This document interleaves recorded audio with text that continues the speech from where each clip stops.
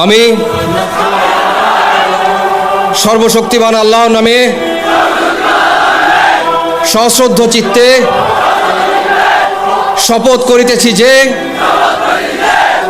আমি গণপ্রজাতন্ত্রী বাংলাদেশ ও বাংলাদেশের সংবিধান এবং রাষ্ট্রপতির প্রতি অকৃত্রিম বিশ্বস্ততা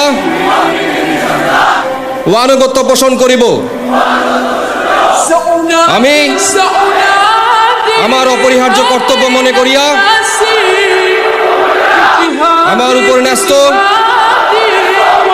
বাংলাদেশ সেনাবাহিনীর কর্তব্য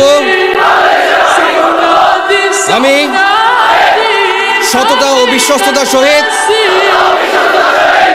পালন করিব এবং আমার প্রতি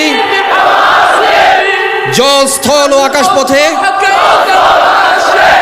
যেখানেই যাইবার আদেশ করা হইবে